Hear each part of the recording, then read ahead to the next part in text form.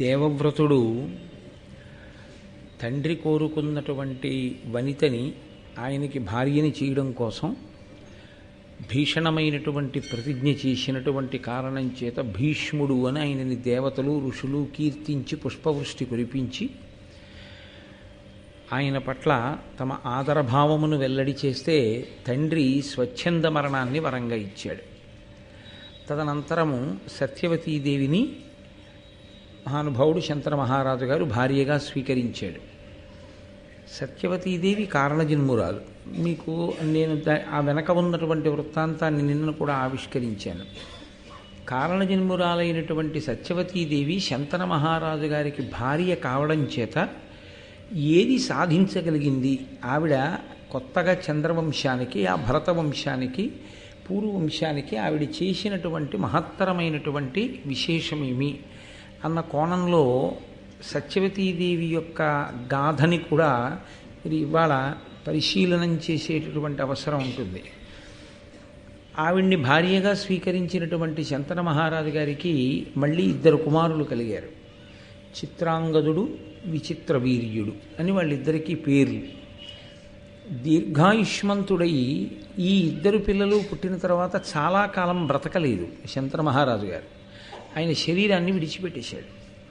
విడిచిపెట్టేసిన కారణం చేత ఈ పిల్లలిద్దరూ ఇంకా చిన్నవాళ్లుగా ఉన్నారు, వాళ్ళు యువకులు కూడా కాలేదు. కాబట్టి యథార్థానికి అంత పెద్ద భూమండలాన్ని పరిపాలించేటటువంటి సమయంలో రాజు గతించి పిల్లలిద్దరూ ఇంకా చిన్నవాళ్లుగా ఉండడం, భీష్ముడు నేను రాజ్యాన్ని స్వీకరించను అని చెప్పడం శత్రురాజులకు మహదవకాశం. నేను సింహాసనాన్ని స్వీకరించను అన్న ప్రతిజ్ఞతో పాటుగా భీష్ముడు ఒక ప్రతిజ్ఞ చేశాడు. ఈ సింహాసనం మీద సత్యవతీదేవి యొక్క కుమారులే కూర్చుంటారు తప్ప నేను కూర్చోను. కూర్చున్నటువంటి సత్యవతీదేవి యొక్క కుమారులను మేము అనువర్తించి ఈ సింహాసనం మీద ఆయన వంశంలో ఆయన యొక్క సంతతి వారు కూర్చుని ఉండేటట్లుగా నిరంతరము జాగ్రత్త తీసుకుంటాను, రాజ్య పరిరక్షణ భారాన్ని స్వీకరిస్తాను అన్నాడు. ఇందులో మీరు కొంచెం జాగ్రత్తగా పరిశీలనం చేస్తే దాశరాజు కోరాడు తప్ప సత్యవతీదేవి నోరు విప్పి కోరినట్టుగా, భీష్ముని పట్ల ఆవిడికి ఎప్పుడైనా వైముఖ్యం ఉన్నట్లుగా, ఆవిడ సవతి కొడుకు అన్న భావనతో భీష్ముణ్ణి ఎక్కడైనా అగౌరవపరిచినట్టుగా భారతంలో ఎక్కడా సాక్ష్యం లేదు. కోరినవాడు దశరాజు గారు, ఆమెను వివాహం చేసుకుందాం అనుకున్నవాడు శంతన మహారాజు గారు. ఆమె ప్రమేయం ఏమీ లేదు. ఆమె శంతన మహారాజుకే భార్య అవుతుంది అని చెప్పినవాడు ఉపరిచర వసువు. ఆమె ఎప్పుడూ భీష్ముడికి రాజ్యం ఇవ్వద్దని కానీ, భీష్ముడు కడుపున పుట్టేటటువంటి బిడ్డలకి రాజ్యం రాకూడదని కానీ అసలు కోరవలసినటువంటి అవసరం ఉన్న సత్యవతీదేవి అటువంటి పెడబుద్ధితో కూడినటువంటి కోరిక కోరినట్టు మహాభారతంలో లేదు. లేదా తండ్రి అయిన దాశరాజు అటువంటి కోరిక కోరితే, నాన్నగారు మీరు నా అభ్యున్నతిని కోరి చాలా మంచి కోరికలు కోరారు అని ఆవిడ అన్నట్లుగానూ లేదు. అంటే ఆవిడికి వివాహం అయిన తరువాత కూడా పోని భీష్ముని పట్ల ఈయన ఇంతటి బలవంతుడు, నా కొడుకులు చేతకాని వాళ్ళు అన్న విషయం స్పష్టం అయిపోతే ఏమైనా భేదభావం అంకురించిందా? కించిత్ అసూయ ఉంటుంది కదండి. ఏమదృష్టమో శంతనుడి యొక్క మొదటి భార్య గంగమ్మకు పుట్టిన పిల్లాడేమో ఇంతటి తేజోవంతుడు, నాకు పుట్టిన పిల్లలేమో ఇంత చేతకాని వాళ్ళు అన్న భావన ఎక్కడో గోచరించాలి. కానీ సత్యవతీదేవి అలా అనుకున్నట్లుగా కూడా లేదు. కాబట్టి ఒక సంక్లిష్టమైనటువంటి పరిస్థితి చంద్రవంశంలో ఏర్పడుతున్నటువంటి సమయంలో, అత్యంత ప్రమాదకరమైనటువంటి పరిస్థితి ఏర్పడబోతున్న సమయంలో సింహాసనం శూన్యమైపోయేటటువంటి రోజు దగ్గరకు వచ్చేస్తోంది. అటువంటి రోజుల్లో ఆ సమస్యని పరిష్కరించగలిగినటువంటి దృఢచిత్తముతో నిలబడగలిగిన ఏకైక వ్యక్తి సత్యవతీదేవి. ఆవిడ ఎక్కడైనా వైక్లభ్యాన్ని పొందిందో, ఆవిడ ఎక్కడైనా ధర్మాన్ని అనుసరించడంలో తత్తరపాటు పడిందో, ఇక చంద్రవంశంలో ఆ సింహాసనం మీద కూర్చోవడానికి అధికారులు లేరు. అక్కడతో అయిపోయింది, శంతన మహారాజు గారితో అయిపోయింది. అటువంటి స్థితిని చాలా జాగ్రత్తగా ఎదుర్కోగలిగినటువంటి పరిణతి ఒక స్త్రీకి ఉండడం అంటే సామాన్యమైన విషయం కాదు. పోని అంతకుముందు ఆవిడ పెరిగినటువంటి వాతావరణం చాలా గొప్ప అంతఃపురంలో పెరిగింది. ఈ రాచరికాలు, ఇటువంటి సింహాసనాలు, వారసత్వాలు, పిల్లలు, ధర్మము ఇవన్నీ తెలుసు అని అనుకుందామా? ఆవిడ కేవలం యమునా నదిలో తండ్రి గారి ఆజ్ఞ మేరకు వచ్చేటటువంటి యాత్రికులను ఆవలి ఒడ్డు నుంచి ఈవలి ఒడ్డుకు పడవ మీద దింపుతుంటుంది. అదొక్కటే ఆవిడ చేసిన పని. శంతన మహారాజు గారి వివాహం చేసుకునేంత వరకు అదొక్కటే. పోనీ పెరిగిన వాతావరణం అందామా? ఆవిడ పెరిగింది దాశరాజు దగ్గర. ఇంత గొప్ప సింహాసనానికి అధిపతి అయినటువంటి శంతన మహారాజు గారికి అకస్మాత్తుగా భార్య అయిపోయింది.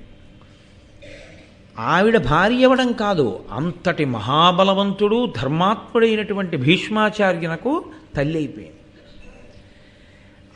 అంతకుముందు సమస్త లోకములకు గురువైనటువంటి వ్యాస భగవానుడికి తల్లి అయిపోయింది. ఇన్నిటిని నిర్వహించగలిగినటువంటి ఒక గొప్ప స్త్రీమూర్తి కావాలి కాబట్టే పరమేశ్వరుడు ఉపరిచరి వసువు యొక్క వీర్యం ఆ అద్రిక చాప రూపంలో తాగి ఒక ఆడబిడ్డని ప్రసవించి ఈ స్థితిని ఎదుర్కోగలిగినటువంటి ఒక మహనీయమూర్తి సృజింపబడేటట్టుగా చేశాడు. అందుకే మహాభారతంలో చాలా తక్కువసేపు కనపడిన సత్యవతీదేవి ఆవిడ పోషించినటువంటి పాత్ర అనన్య సామాన్యము.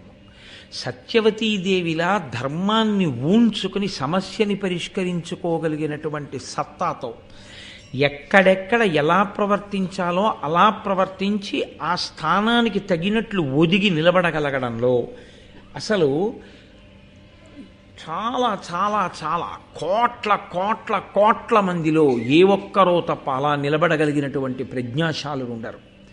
అంతటి ప్రజ్ఞ కేవలంగా ఆవిడ కారణజన్మురాలైన కారణం చేతనే ఆవిడ ఉంచుకోగలిగింది.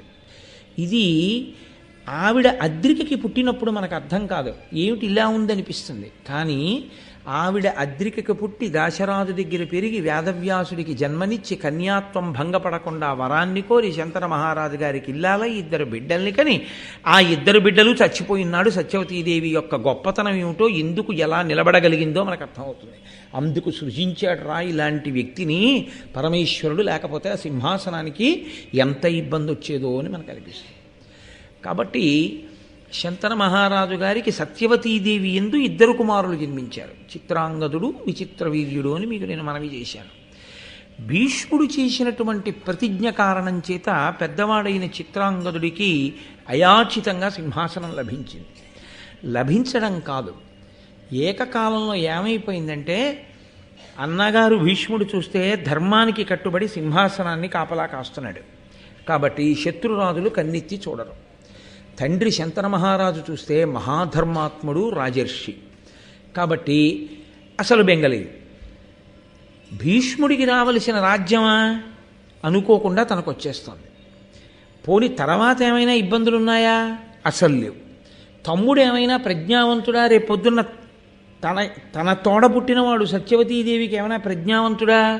అంత ప్రజ్ఞావంతుడేం కాడు విచిత్రవీర్యుడు. కాబట్టి ఇప్పుడు చిత్రాంగదునికి ఏర్పడినంత సానుకూల పరిస్థితి పుట్టుకతో అసలు ఎవరికీ ఉండదలా. A luckiest person born under a lucky star to a golden stomach under with a silver spoon in his mouth అంటూని ఇంగ్లీష్లో ఒక ప్రొవర్బ్ చెప్తుంటారే, అలా అంత అదృష్టంతో పుట్టాడు. అటువంటి చిత్రాంగదుడు ఇన్ని అవకాశాలను ఈశ్వరుడు ఇస్తే అహంకారంతో కాల రాచుకున్నాడు. ఇవన్నిటినీ దేనికి స్వీకరించగలిగాడంటే, నా అంత గొప్పవాడు ఎక్కడుంటాడు, నా అంత అదృష్టవంతుడు ఎక్కడుంటాడు, నా అంత తెలివైనవాడు ఎక్కడుంటాడు, భావిరాసు. ఈ ఒక్క అహంకారం అతన్ని ఏం చేసిందంటే దేవతల్ని, ఋషుల్ని, గంధర్వుల్ని ఎవరినీ లెక్క పెట్టకుండా చేసింది. ఎక్కడ అహంకారం పెరిగిందో, ఎక్కడ దేవతలు బాధపడ్డారో, ఎక్కడ ఋషులు బాధపడ్డారో అక్కడ మనం ఎంత గొప్పవాళ్ళమని మనం అనుకుంటున్నామో అక్కడ అనుకోని రీతిలో పరమేశ్వరుడు ఒక గొప్ప అవకాశాన్ని సృజించి దాని చేత ఆ వ్యక్తి మడిసిపోయేటట్టు చేస్తాడు. నరసింహావతారం రాలా అన్ని కోరికలు కోరుకుంటే హిరణ్యకశిపుడు.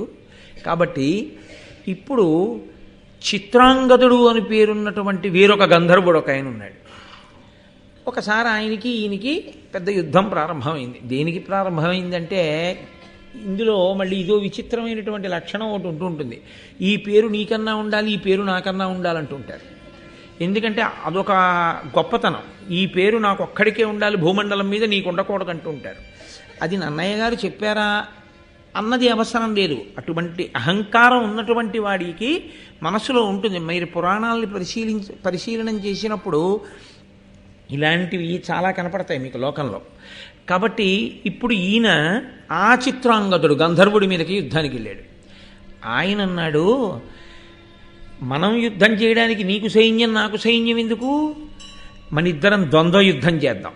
కాబట్టి ఇతరులు జోక్యం చేసుకోకూడదు. ఇప్పుడు ఏమైంది, అవతల భీష్ముడు ఆదుకోవడానికి రావడానికి లేకుండా పోయింది. శంతన మహారాజు గారా వాళ్ళిద్దరూ యువకులు కాకముందే శరీరం వదిలేశాడు. పెద్ద కొడుకు అయినందుకు భీష్ముడు చేసింది ఏమిటంటే, ధర్మం తప్పకుండా అంత్యేష్టి సంస్కారం చేసి తండ్రి ఉన్నత లోకాలు పొందడానికి కొడుకు చెయ్యవలసినటువంటి విధులనన్నింటినీ పరమశాస్త్రీయంగా నిర్వహించాడు. ఇప్పుడు ఈ చిత్రాంగదుడు ఆ చిత్రాంగదుడితో యుద్ధం ప్రారంభం చేశాడు. నరగంధర్వాధిపులియ్యురువురు చిత్రాంగదులు సహింపక అని నొండొరు తాకి వీక పొడిచిరి హిరణ్వతీ తీరమున అహీన బలాఢ్యుల్ వాళ్ళేమి తక్కువ బలవంతులేం కారు, మహాబలవంతులైనటువంటి ఆ గంధర్వుడైనటు చిత్రాంగదుడు, శంతన మహారాజు గారి కొడుకైనటువంటి చిత్రాంగదుడు ఇద్దరూ కలిసి హిరణ్వతీ నదీ తీరంలో ద్వంద్వ యుద్ధం ప్రారంభం చేశారు. గంధర్వుడు మోసపూరితమైనటువంటి యుద్ధంలో వెంటాడి వేటాడి శంతని కుమారుడైనటువంటి చిత్రాంగదుణ్ణి చంపేశాడు. దాంతో అసలు పెళ్ళి అవ్వలేదు, భార్య లేదు, పిల్లలు లేరు. పట్టాభిషేకం చేశాడు భీష్ముడి చిత్రాంగదుడికి సింహాసనం మీద కూర్చోమని. తన అహంకారంతో అందరినీ లక్ష్య పెట్టకుండా తిరిగినటువంటి ప్రవర్తన చేత శత్రువుని కొని తెచ్చుకుని గంధర్వుడితో ద్వంద్వయుద్ధం చేసి చిత్రాంగదుడు మరణించాడు.